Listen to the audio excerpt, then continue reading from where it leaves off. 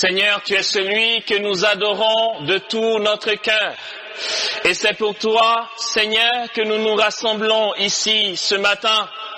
Merci pour ta fidélité. Nous voulons faire monter vers toi notre reconnaissance. Seigneur, tu es béni, toi qui nous aimes. Tu es béni de nous rassembler par amour pour nous, Seigneur. Tu es béni de préparer nos cœurs à recevoir ta parole qui est agissante.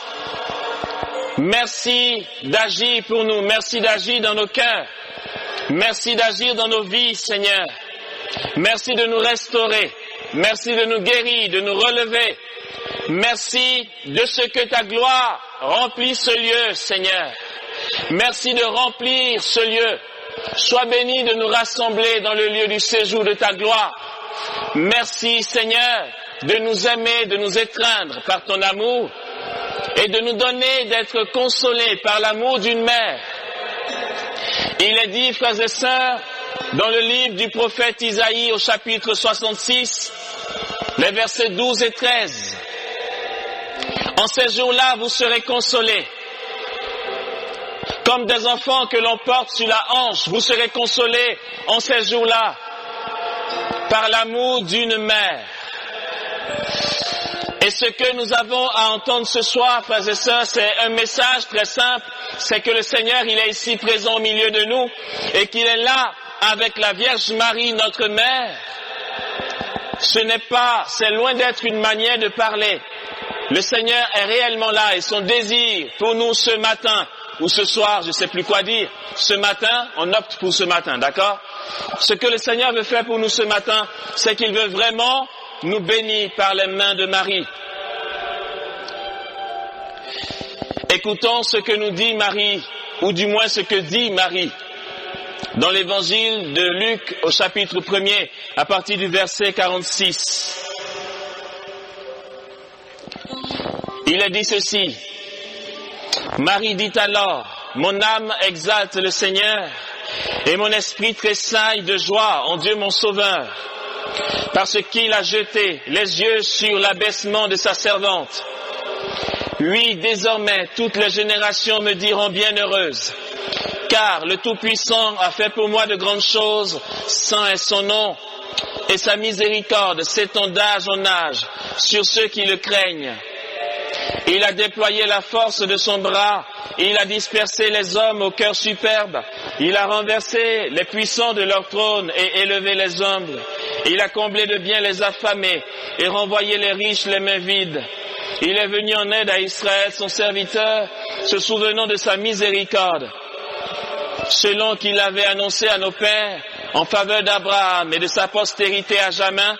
Marie demeura avec Élisabeth environ 3 mois. Puis elle s'en retourna chez elle. Amen. Non, ça va pas là. Amen. Alléluia. Alléluia. Et vous savez quoi, ça ne sert strictement à rien si nous ne sommes pas intéressés par ce que le Seigneur fait. Si nous ne sommes pas impliqués dans la folie d'amour de Dieu pour nous. Et c'est souvent ce qui se passe, frères et sœurs, c'est que le Seigneur se hâte de nous bénir. Et cela, ça se passe depuis qu'il a fondé le monde, depuis qu'il a créé l'univers. Le Seigneur vient en toute hâte à notre rencontre, mais nous sommes lents à l'accueillir. Frères et sœurs, soyons prêts et empressés de recevoir la gloire de Dieu qui vient pour nous ce matin. Amen. Amen. Alléluia. Amen. On va acclamer le Seigneur très fort, ça va nous réveiller. Alléluia.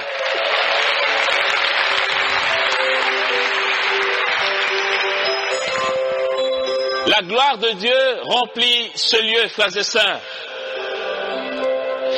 Ce qui se produit ici me rappelle un événement que j'ai vécu. C'était en Angleterre, j'ai prêché en Angleterre, c'était en novembre 2007, si je ne me trompe pas, oui c'est ça. En novembre 2007, il y avait des piliers un peu comme dans cette basilique, mais vraiment beaucoup plus petits que ça, ok? Ici c'est vraiment énorme. Il y avait des piliers qui entouraient l'assemblée et la gloire de Dieu remplissait l'église. C'était au cœur de Londres, une église au cœur de Londres. Et la gloire de Dieu remplissait les piliers et coulait des piliers, frères et sœurs. Et ce jour-là, parce que la gloire de Dieu coulait sur les piliers, l'assemblée a été complètement renouvelée, restaurée dans le Saint-Esprit. Il s'est produit ce jour-là ce que Saint Paul nous dit dans sa lettre à Tite, au chapitre 3, les versets 4 à 5. Il a dit, Saint Paul dit ceci à son disciple Tite: quand parut la bonté de Dieu notre Sauveur et son amour pour les hommes, il ne s'est pas préoccupé des œuvres de justice que nous avions pu accomplir, mais poussé par sa seule miséricorde, il nous a lavés par le bain de la rénovation dans le Saint-Esprit. Alléluia. Frères et sœurs, ce que Paul dit ici est très très important, c'est que poussé par sa seule miséricorde. Il le dit, il ne s'est pas préoccupé des œuvres de justice que nous avions pu accomplir, mais poussé par sa seule miséricorde. Il nous a lavés par le bain de la régénération, de la rénovation dans le Saint-Esprit. Alléluia. Et vous savez quoi? Je vais continuer dans le registre des bonnes nouvelles. C'est que ce matin, en tout cas moi je m'en fous parce que Dieu s'en fout. Dieu s'en fout complètement que tu sois un gros pécheur, tu vois. Dieu s'en fout que tu sois arrivé ici en état de péché mortel. Le Seigneur il le sait. Il sait que ta vie est une pourriture. C'est vrai, c'est une réalité. Parce que moi aussi ma vie est une pourriture. Il est dit dans la lettre de Saint Paul l'apôtre aux Romains, au chapitre 6, le verset 23, il est dit ceci: le salaire du péché c'est la mort. Il est dit aussi au chapitre 3 de cette même lettre aux Romains, le verset 23, car tous sont péchés, sont privés de la gloire de Dieu. Donc, je sais, Paul le sait parce qu'il est humain, et Dieu le sait, et toi aussi tu le sais, que notre vie est une pourriture. Ta vie est une pourriture, tu sais. Parce que tu pactises avec le mal, parce que tu as des compromis avec le mal. Et je sais de quoi je parle parce que je fais l'effort de me confesser souvent pour évacuer tout ça.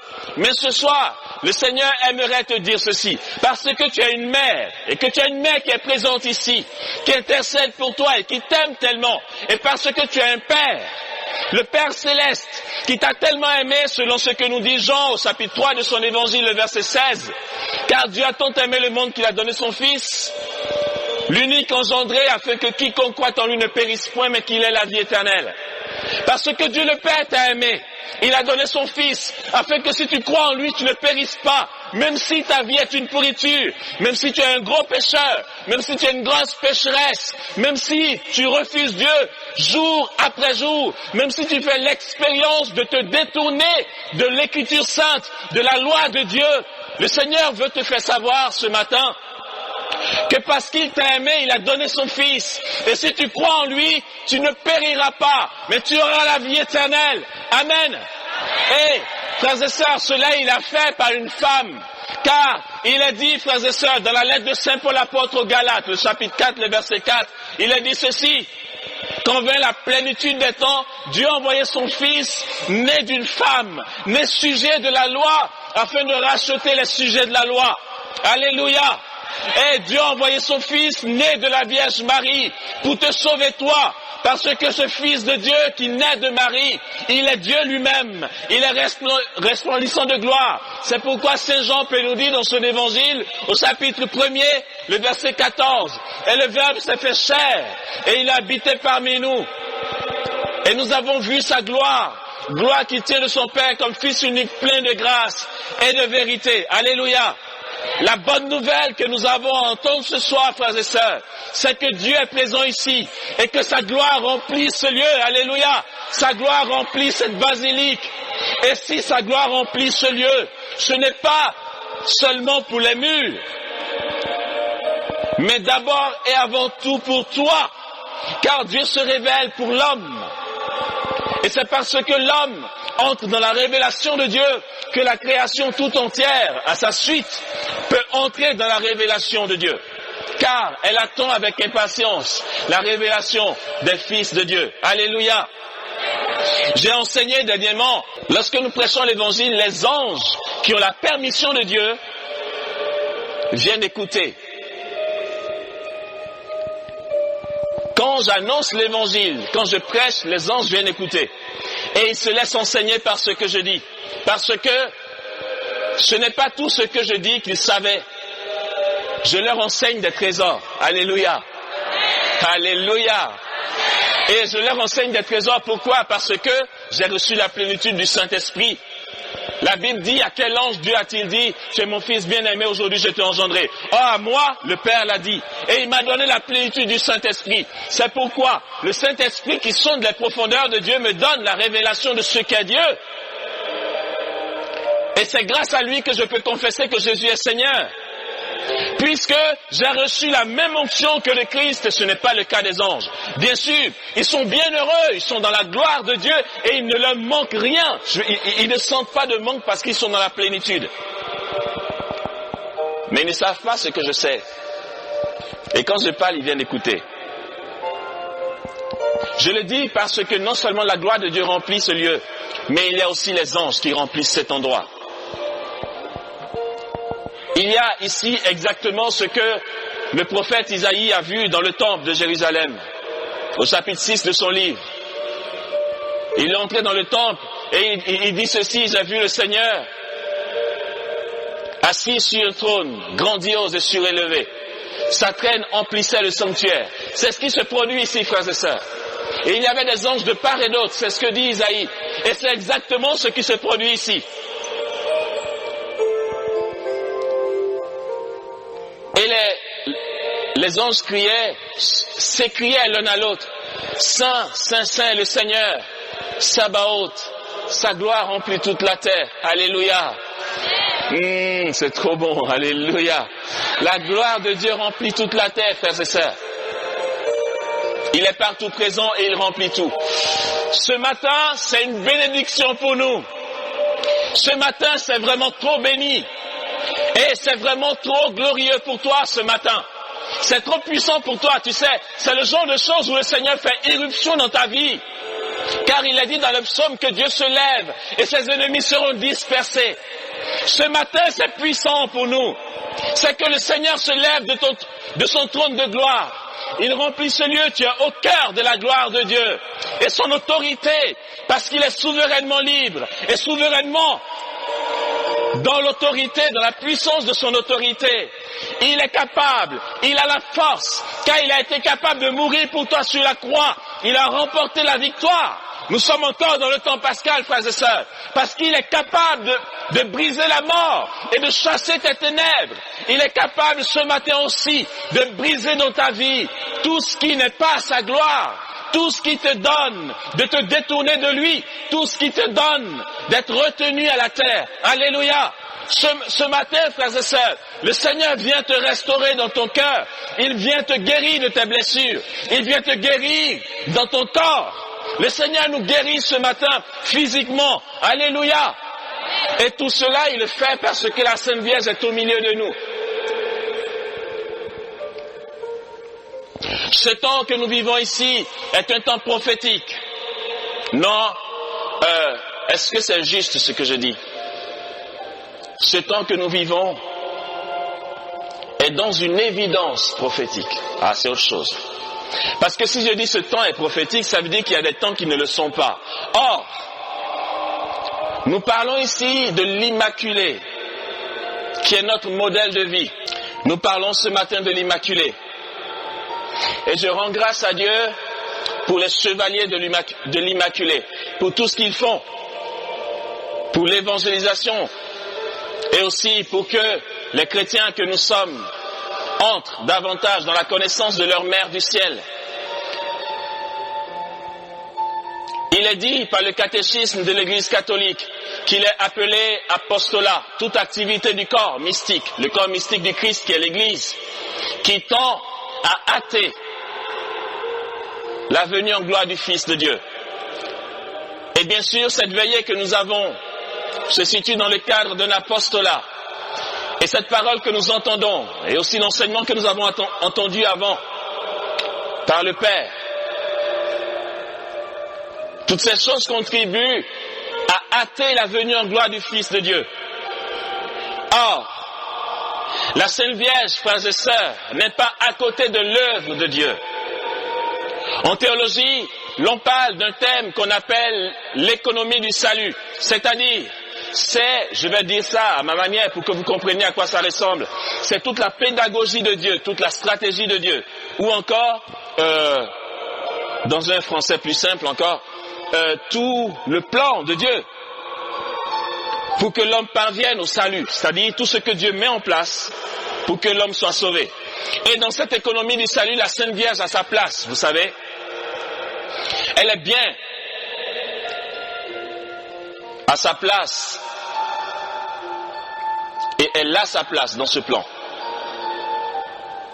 C'est pourquoi organiser une telle veillée avec des thèmes sur la Vierge Marie est forcément dans une évidence prophétique, puisque tout ce que le Seigneur met en place dans l'économie du salut, dans son plan pour que nous soyons sauvés, est prophétique. Nous parlons ici d'une personne, ou encore nous parlons d'une personne mystère, qui est la Vierge Marie, qui en fait n'a pas commencé à exister seulement quand Anne et Joachim, ses parents, l'ont conçue, puisque vous et moi, nous existons depuis toute éternité dans la pensée du Père.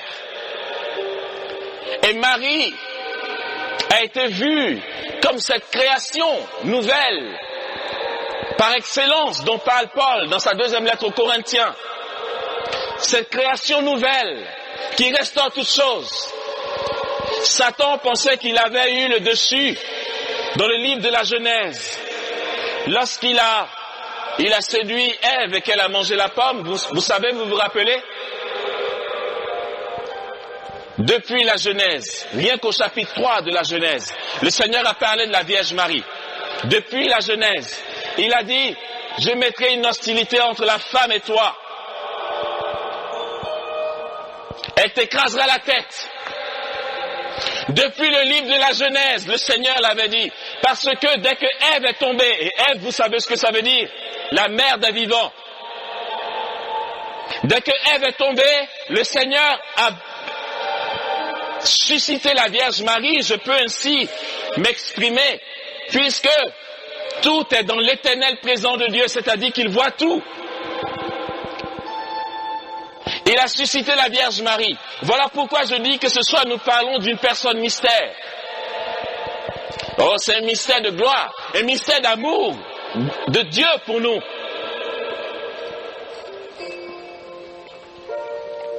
Et le Seigneur a préparé la venue de la Sainte Vierge au cœur du peuple d'Israël, comme il a préparé la venue de son Fils.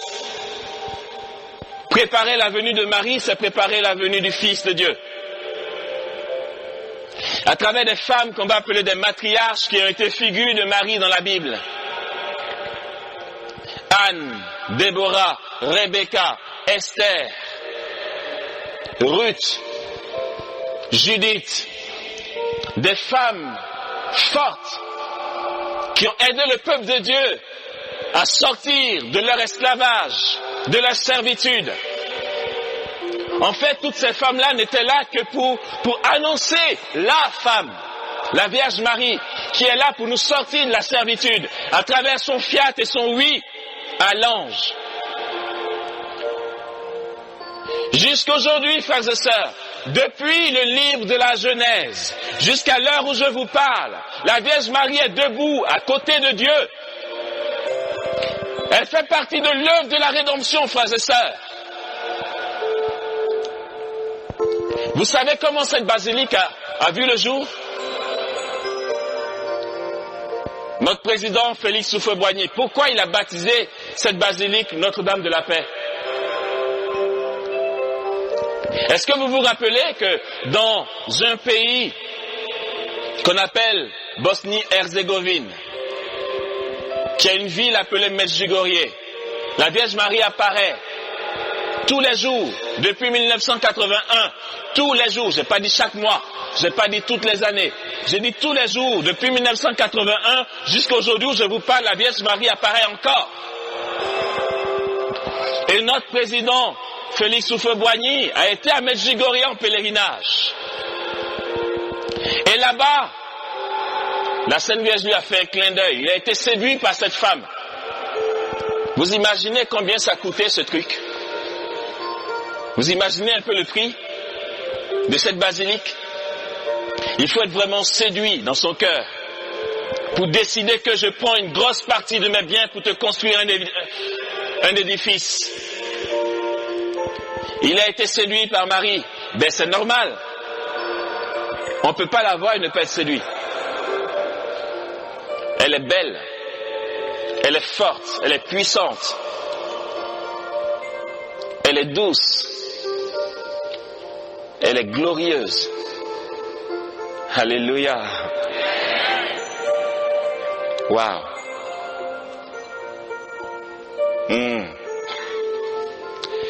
Et c'est vraiment trop bien, quoi, je vous assure. Il y a vraiment de super cadeaux qui sont donnés ici.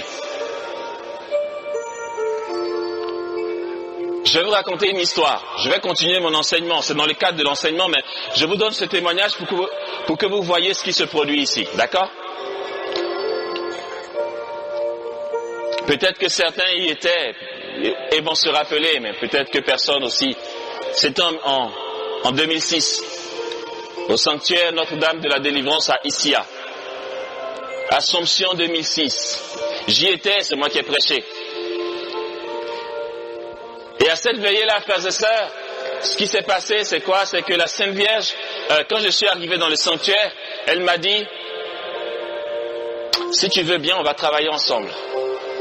Je dis, mais je t'en prie, tout l'honneur est pour moi. Parce que quand je vais au sanctuaire Notre-Dame de la Délivrance, là-bas, je monte à la grotte, je vais la saluer, je lui dis, la madre, salut, la maternelle, coucou, je viens d'arriver, en fait je suis là, je viens de donner les nouvelles, je suis là parce que j'ai une retraite à prêcher, ou un pèlerinage à prêcher. Et donc je suis allé la voir là-haut, et quand je lui ai dit pourquoi j'étais là, elle a dit, mais très bien. Et elle m'a dit, tu sais Amos, au pèlerinage, il y a un tas de monde qui vont venir, et c'est des gens que j'aimerais vraiment bénir. C'est pourquoi, comme c'est toi le prédicateur, si tu veux bien, on va collaborer. Si tu ne collabores pas, je ne peux pas. Parce que c'est toi qui prêches. J'ai dit oui, mais je t'en prie, c'est toi qui m'as formé à la prédication, donc pas de souci. Ok. Elle m'a dit, propose une veillée aux frères et sœurs de la communauté pour intercéder. Petite veillée après le repas d'1 heure, 1h30, 2 heures à tout casser, pour intercéder pour le grand pèlerinage. Je te parlerai pendant la veillée. Je lui ai dit d'accord. Ok. Et vous savez, c'est hyper simple. Quand Dieu parle et puis tu fais. Ou quand la Sainte Vierge parle et puis tu fais, c'est vraiment génial. Et donc, j'obéis, je propose au responsable du temps. Et il est d'accord pour qu'on fasse un peu d'intercession. Et donc, on prie pour tous les pèlerins qui vont venir 2 jours avant. Et puis, là, la Sainte Vierge nous dit, je vais glorifier mon Fils et je vais me manifester en tant que mère à mes enfants. Et donc, plusieurs, dit-elle, vont témoigner de la guérison, libération. Ça va être un véritable laboratoire de restauration. Ce sera tellement fort, dit-elle, que certains à la maison, en décidant simplement de venir à Issia, seront déjà guéris. Ils se disent dans leur tête, je pars à Issia en pèlerinage et déjà la grâce les visite. Je dis, mais c'est cool. Je dis, ok. Ah, c'est trop bien d'avoir cette mère.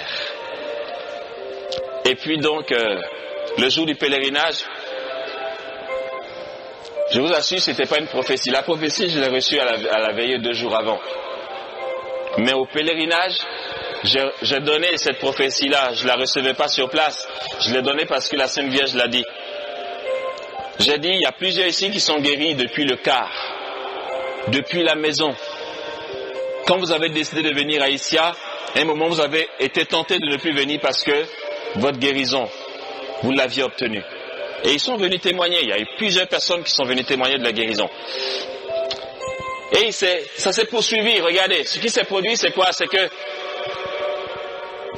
On a continué de prier parce qu'elle a dit que ça allait être un véritable laboratoire de restauration. On a continué de prier. Et il s'est produit la chose suivante, qui est en train de se produire ici aussi. C'est que la Vierge Marie se promenait dans l'assemblée à un moment.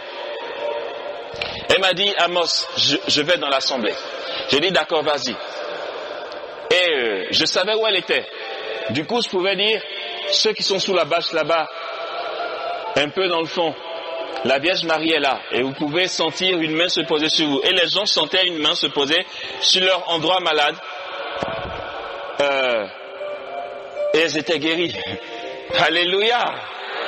Et la Vierge se baladait comme ça dans l'assemblée. Et elle opérait des guérisons, des restaurations. Elle était, bien sûr, par son intercession et avec l'aval de son fils, bien sûr. Mais c'était de la restauration pure. Oh, j'aime trop ma maman. C'est trop bien. Et avant de poursuivre le plan que j'ai de mon enseignement, je vais prophétiser sur vous.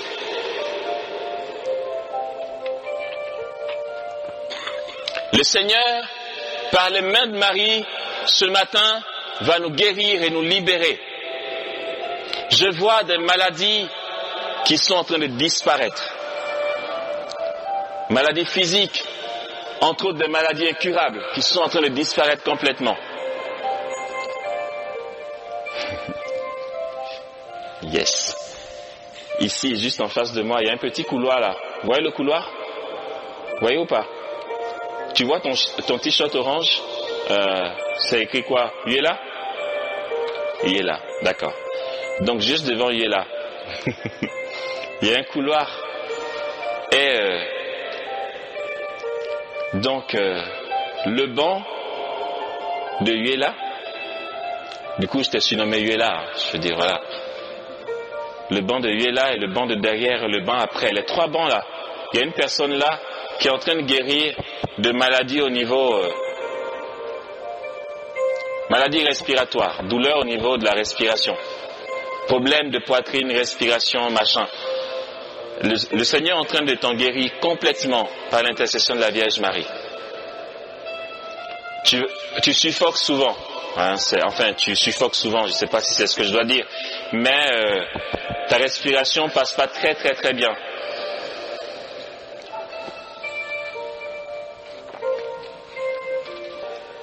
Eh bien, la Sainte Vierge est en train de passer avec son Fils.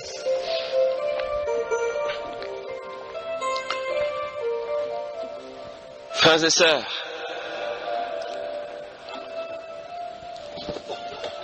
nous allons prendre le temps de prier tout à l'heure.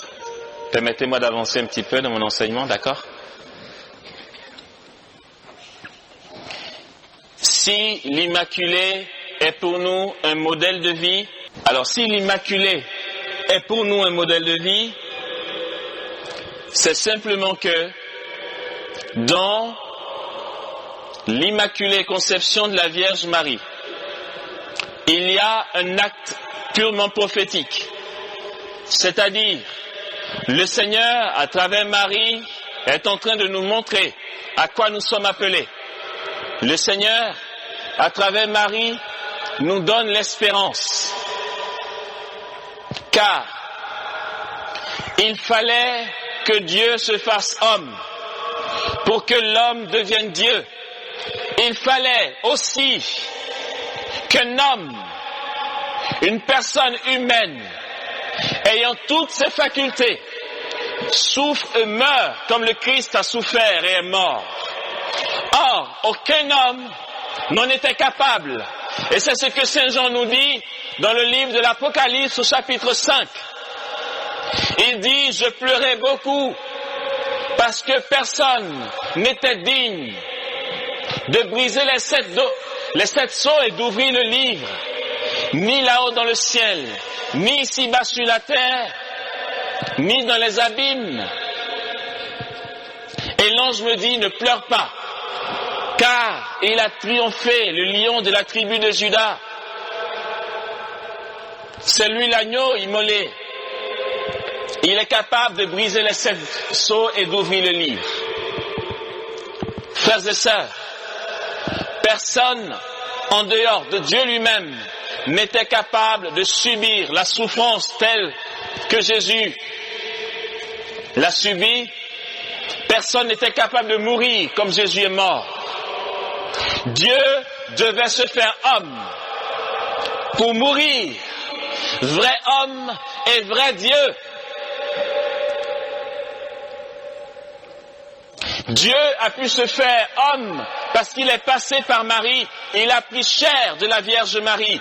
Et si Marie a immaculée conception, c'est parce que le Seigneur avait besoin de la préparer pour accueillir le Saint des Saints, celui qui est Dieu, créateur de toutes choses, en qui il n'y a aucune tache, en qui il n'y a pas de ténèbres.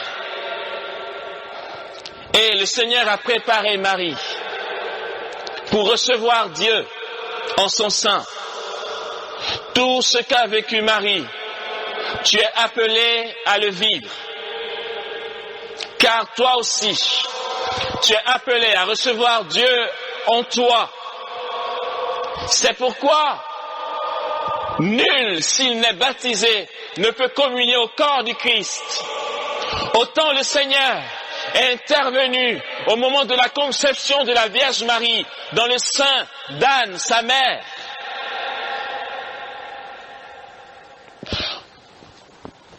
Autant il intervient pour toi le jour du baptême. Car si Dieu est intervenu pour Marie, pour qu'elle soit préservée de la tâche du péché originel, en vue de son appel de porter Dieu en elle,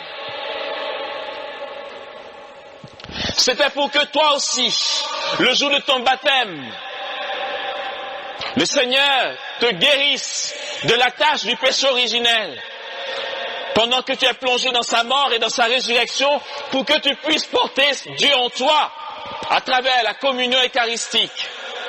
Tout ce qu'a vécu Marie est pour toi, et le Seigneur te le donne.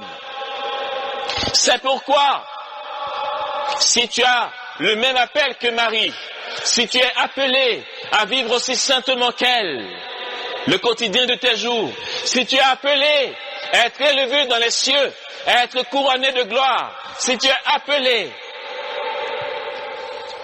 à être fils et fille du Père, alors tu es aussi appelé à vivre comme elle a vécu, puisque c'est une logique de la présence de Dieu dans l'humain.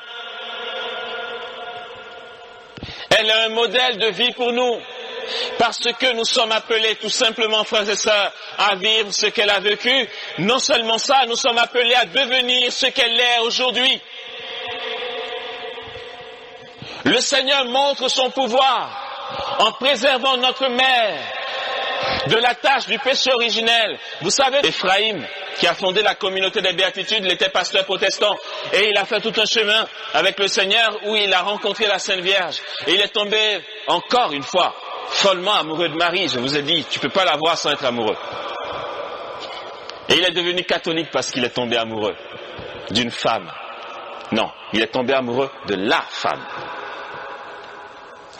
Et donc il priait dans une chapelle une fois et il était tellement saisi. Vous savez, quand tu es saisi par l'amour de Dieu, quand le Seigneur se révèle à toi et que ton cœur est vraiment brûlant parce que tu entres dans la révélation de ce qu'il est en bonté, en beauté, en gloire, tu pleures ton péché. Ça, c'est le propre de l'effusion du Saint-Esprit. Lorsque le Saint-Esprit te convainc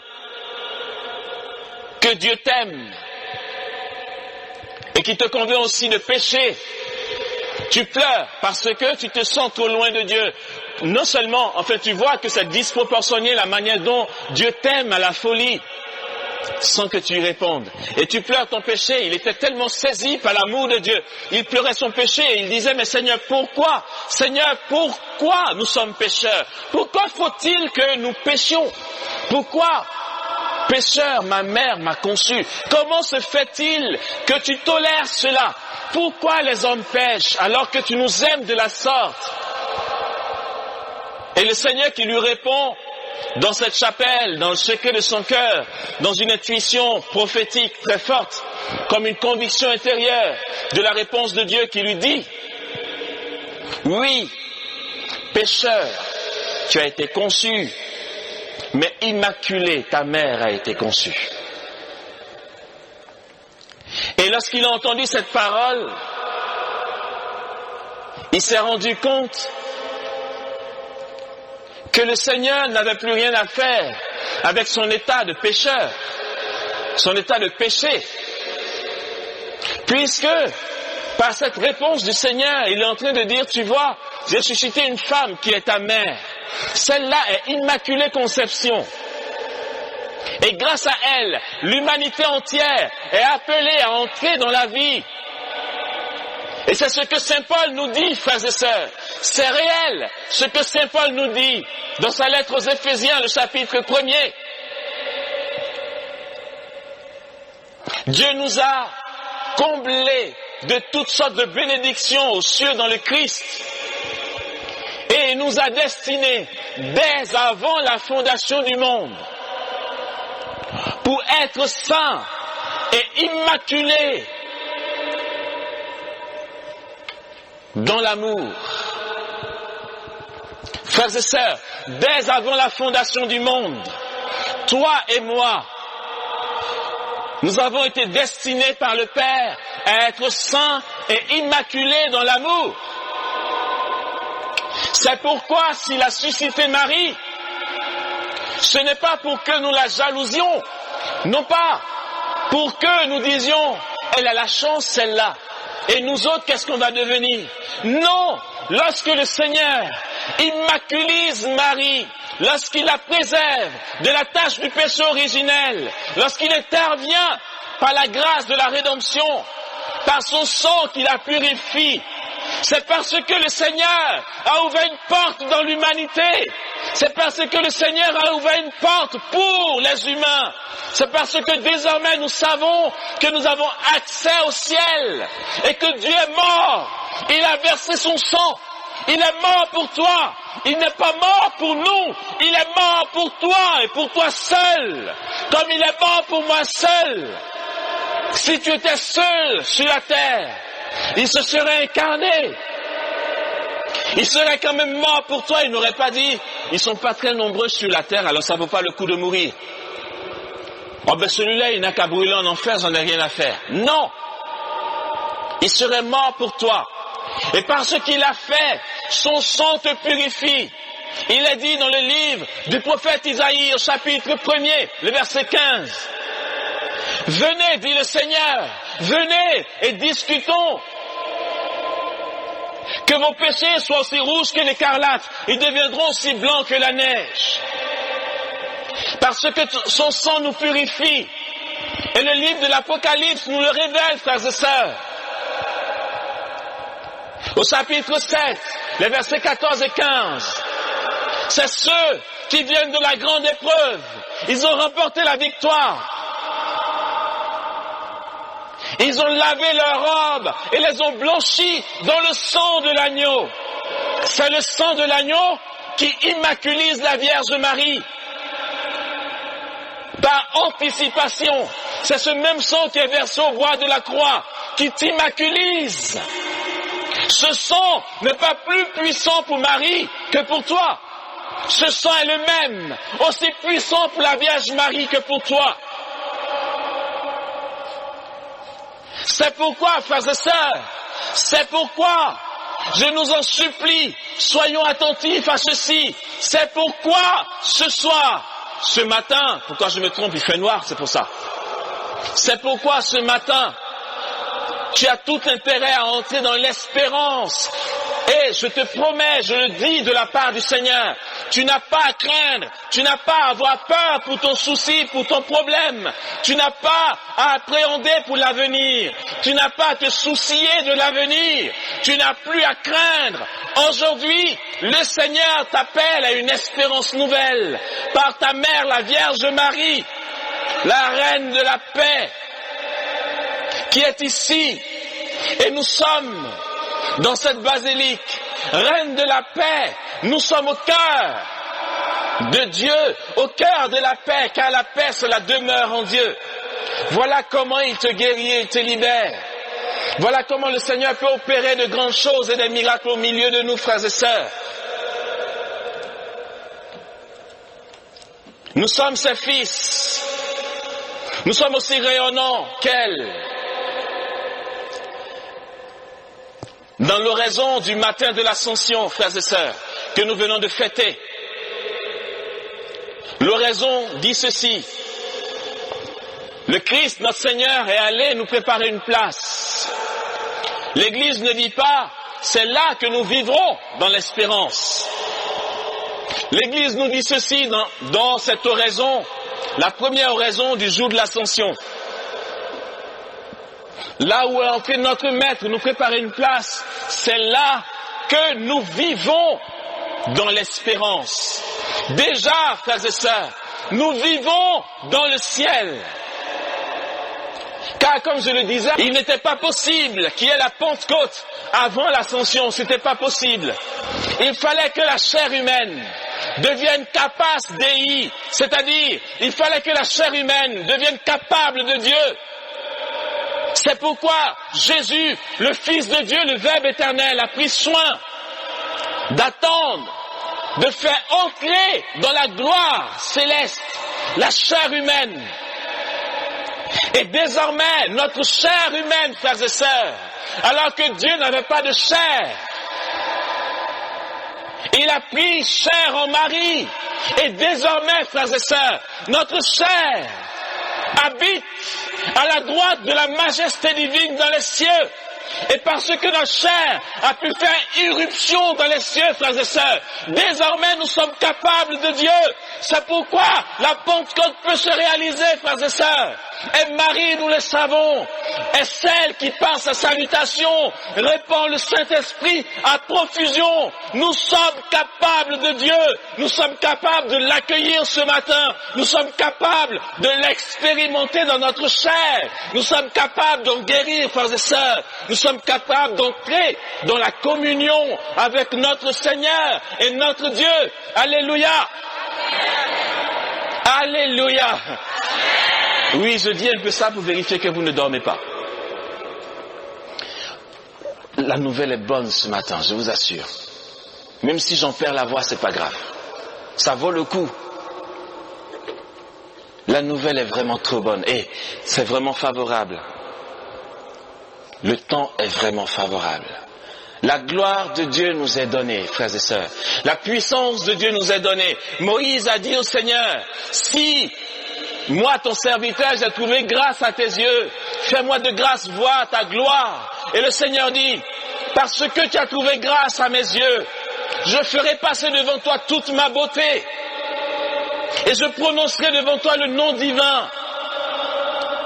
Car j'ai pitié de qui j'ai pitié. Frères et sœurs, parce qu'il a trouvé grâce aux yeux de Dieu, le Seigneur a fait passer devant lui toute sa beauté. Et parce que nous avons trouvé grâce aux yeux de Dieu ici ce matin, parce que c'est favorable, on peut tout lui demander. On peut tout lui demander. Aujourd'hui, c'est un jour de bénédiction. Alléluia. C'est un jour de grâce et de gloire aujourd'hui. Ah, c'est un jour de puissance. Waouh, c'est un jour de puissance, frères et sœurs. C'est un jour de puissance aujourd'hui. Alléluia. Je vois de belles choses dans nos assemblées là. Je vois les jours à venir qui sont trop beaux, frères et sœurs.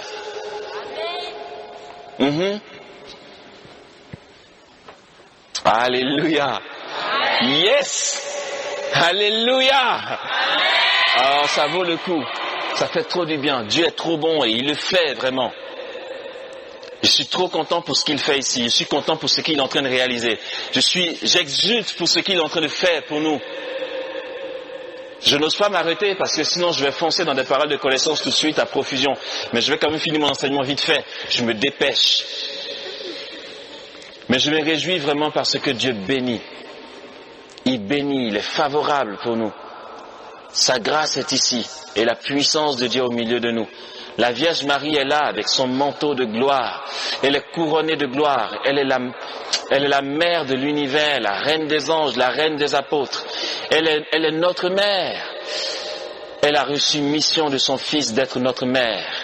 Et sa mission se poursuit, elle ne sera jamais en repos tant que tous ses enfants ne sont pas tous rassemblés dans la gloire de Dieu, puisque ce que Dieu veut, nous dit Saint Paul, c'est que tous les hommes soient sauvés et parviennent à la connaissance de la vérité.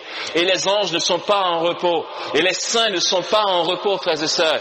Et la Vierge Marie n'est pas en repos, les archanges, les principautés, les trônes, les seigneuries, tout cela ne sont pas en repos tant que la volonté de Dieu ne se réalise pas. Or, tout dépend de sa seule volonté et nous le savons, rien ne peut résister à sa volonté. Or, sa volonté, c'est que tous les hommes soient sauvés et parviennent à la connaissance de la vérité. Voilà pourquoi notre Mère du Ciel travaille. Voilà pourquoi elle est ici. Voilà pourquoi elle bosse encore. Voilà pourquoi elle travaille encore pour nous.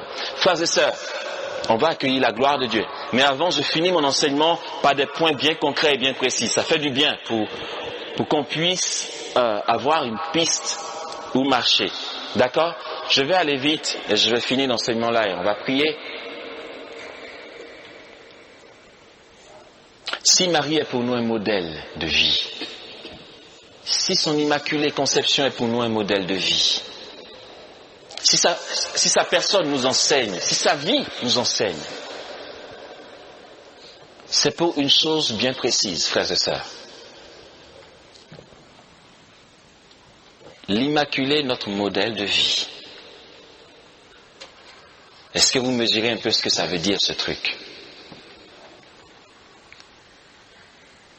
Ça veut dire simplement que nous sommes appelés, vous et moi, à contempler Dieu autant qu'elle a contemplé Dieu. Il est dit par saint Irénée de Lyon. Vous ne le connaissez pas, c'est pas grave. J'ai fait le collège avec lui. Non, c'est pas vrai. C'est un père de l'Église, d'accord? Des premiers siècles de l'Église. Saint Irénée de Lyon dit ceci. La vie de l'homme,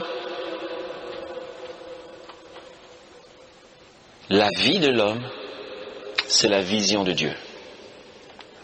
Et ce qui fait la gloire de Dieu, c'est l'homme qui vit. L'homme vivant de la gloire de Dieu. La vie de l'homme, c'est de voir Dieu. L'Immaculée Conception, notre modèle de vie, oui, l'Immaculée Conception, celle qui nous montre comment contempler Dieu au quotidien. Frères et sœurs, ici, je vais parler d'un point qui est extraordinaire et dont on ne parle pas souvent. Marie nous apprend, si nous devons prendre exemple sur elle, elle nous apprend à vivre au quotidien, s'il vous plaît. N'attendez pas de voir le soleil danser comme ça danse à Issia. N'attendez pas de voir les nuages s'écarter, de voir, je ne sais pas, l'hostie ou Jean-Paul II ou je ne sais pas quoi au ciel, pour dire, ah enfin Dieu me permet de le contempler, de le voir, ainsi je ressemble à Marie. Non. Nous pouvons, comme Marie, contempler Dieu tous les jours. Marie nous apprend à faire l'expérience de l'extraordinaire de la vie de Dieu dans l'ordinaire de notre vie. Vous voulez que je reprenne? C'est pas compliqué. Comment voir et discerner l'extraordinaire de la présence de Dieu dans l'ordinaire de notre vie? Contempler Dieu, frères et sœurs, ce n'est pas seulement pendant les apparitions, ni seulement pendant les visions, comme charisme. C'est assez limité. Puisque Dieu n'est pas décollé de notre vie ordinaire et quotidienne, frères et sœurs. Nous contemplons Dieu au quotidien dans les plus petites choses qui nous arrivent et que nous faisons. Nous pouvons trouver Dieu dans les petites choses. Dieu ne t'attend pas ailleurs que dans ce que tu fais au quotidien. Qu'est-ce que Marie a fait d'extraordinaire? Dites-moi. De son vivant, en tout cas la Bible ne nous le dit pas, Marie n'a pas lévité. Elle n'est pas restée suspendue en l'air. Elle n'a pas biloqué, même pas comme Padre Pio qui était dans deux endroits à la fois. Marie n'a pas eu les stigmates, c'est-à-dire les plaies de son fils. Marie n'a pas exercé de ministère puissant de miracle. Qu'est-ce qu'elle a fait d'extraordinaire, dites-moi, pour être si élevée aujourd'hui? Ne nous laissons pas tromper, frères et sœurs. La vie chrétienne ne consiste pas en des faits extraordinaires qui sont décollés de notre réalité. La vie chrétienne consiste en des faits ordinaires qui sont extraordinaires à vivre. Et Mère Teresa peut nous en dire quelque chose. Et la Vierge Marie, quelle a été sa vie? Elle a été une mère au foyer, c'est tout. La Vierge Marie a cuisiné pour Jésus et pour Joseph qui travaillait à la menuiserie. Voilà tout. Et quand Joseph est mort, certainement que Jésus, avant de commencer son ministère public, a travaillé aussi dans la menuiserie. Et la Sainte Vierge certainement lui disait, le repas est prêt, on peut manger. Qu'est-ce qu'elle a fait d'extraordinaire? Pourtant, elle a contemplé Dieu, puisqu'elle a porté Dieu en elle, et qu'elle a vécu avec Dieu, et qu'elle a dit à Dieu, le repas est prêt, on peut manger. Et prends ta douche avant de venir manger. Ça, elle a dit à Dieu. Oui, parce que Dieu s'est rapproché d'elle, et son fils avec qui elle vivait était réellement Dieu. Parce que Dieu est descendu jusqu'à elle et qu'il a partagé l'ordinaire de sa vie. C'est comme ça qu'elle a contemplé Dieu, frères et sœurs. C'est comme ça que nous pouvons nous aussi contempler Dieu dans l'ordinaire de notre vie. Dieu ne nous attend pas ailleurs. Il ne nous attend pas dans le 3e ciel. Il nous a rejoints. Il t'a rejoint dans ce que tu vis au quotidien, dans ton travail, dans tes études, à la maison, mère au foyer, père de famille, directeur de société, ouvrier, tout ce que tu fais, tout ce que tu veux, le Seigneur te rejoint là, et c'est avec cela qu'il veut se révéler à toi, et c'est en faisant bien ton travail au quotidien que tu peux contempler Dieu, comme Marie, en faisant bien sa cuisine, a pu dire, certainement au Fils de Dieu, allez, le repas est servi, tu peux venir à table. Comment voulez-vous qu'elle mange face à face avec Dieu en le contemplant si elle ne prend pas d'abord soin de faire la cuisine pour ensuite l'appeler? Qu'est-ce qui va le faire venir si le repas n'est pas prêt? On a trop pensé que Dieu nous attendait dans des extases compliquées, bizarres. La vie chrétienne, ce n'est pas ça, je nous en supplie, ce n'est pas ça. D'être décollé de la réalité. Quand on vient à la basilique pour une veillée, on prend une attitude pieuse. Et puis quand on est au bureau avec nos collègues, on a des comportements désagréables. Dieu ne t'attend pas plus à la basilique que justement là-bas, en faisant bien ton travail. Et la Sainte Vierge Marie, si sa vie doit nous stimuler, elle est en train de nous dire, mes enfants, si notre vie est de voir Dieu, chers enfants, contemplons Dieu au quotidien dans ce que nous faisons. Regardons le Seigneur qui est là, à chaque pas que nous posons, à chaque pensée, dans chaque soupir, chaque instant de notre vie. Il est là et nous remplit. Car tout a été fait par lui et sans lui rien ne fut. Il est avant toute chose et tout ne subsiste qu'en lui. Tu respires du souffle de Dieu. Il est plus en toi que toi-même. Il t'environne. Il est au-dedans, il est au-dehors. Il te voit de l'extérieur, il te voit de l'intérieur. Il connaît le nombre de tes cheveux. Il connaît le nombre de tes pas. Il connaît tes désirs, tes envies, tes idéaux. Il sait ta soif. Il sait ta faim, il sait tes tentations, il sait tes péchés, tes misères, tes tricheries, mais aussi ta soif de gloire. Il voit tout ça, et c'est au quotidien qu'il a besoin que tu le contemples, en faisant bien ce que tu as à faire chaque jour, d'instant en instant, de tout ton cœur et par amour. Là, tu pourras voir sa gloire, comme Marie a vu sa gloire. Vous avez entendu parler de Saint Benoît l'Africain? Saint Benoît l'Africain, je l'aime beaucoup. On ne parle pas souvent de lui. Je l'aime beaucoup parce que c'est un Africain aussi. Saint Benoît l'Africain, c'est un moine, il était cuisinier. Je vous assure, il faisait bien sa cuisine. Mais bien comme il faut, vous voyez. Il ne se disait pas, mais pourquoi c'est moi qui suis toujours à la cuisine pendant que les autres sont à l'adoration, ou pendant que les autres vont, je ne sais pas, en évangélisation, ou vont encore faire vivre des extases mystiques, machin. Et il ne s'en plaignait pas.